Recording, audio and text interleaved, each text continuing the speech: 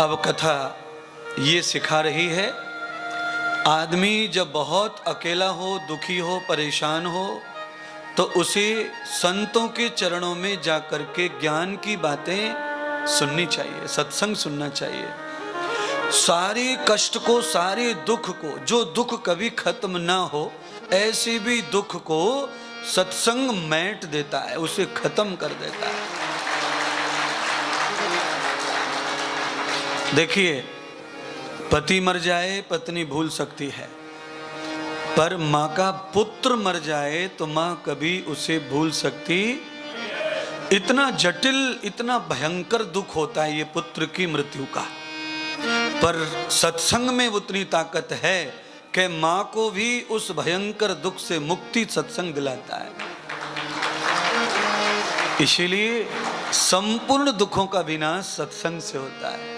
राम जी महाज्ञानी हैं, सत्संग करने के लिए बैठे। विश्राम भरद्वाज जी के आश्रम में हुआ।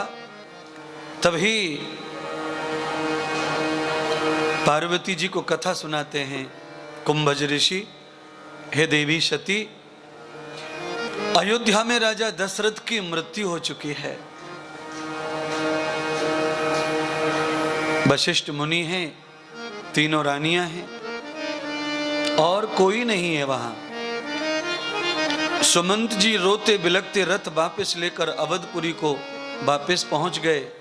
अयोध्या वासियों को लेकर सुमंत जी ने किसी को नहीं बताया कि राम जी को कहां छोड़ा है। यदम ब्रह्मं न जानामि मेघं व्यापकं हरि मनोभावं न वाक्यश्च ये वे आत्मनं क्लेश समाहारं समारंभं ये वे राजन महागति परस्तया न वेद युक्तः सर्वे दुख पर्वसतः।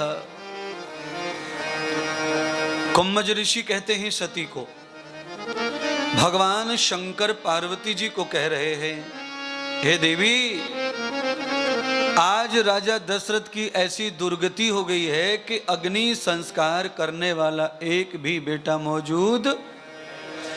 अब बोलिए, इससे ज्यादा दुर्दशा क्या होगी। राम पुत्र जैसे राम पैदा हुए, पर राम के होते हुए भी दशरथ को अग्नि देने वाला कोई पैदा नहीं है।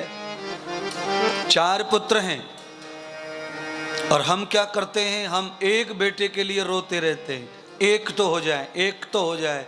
या 4 हैं और चारों भी ऐसे वैसे नहीं हैं। ब्रह्मं तनंतये दशेशम वरुणम काम महेश्वर।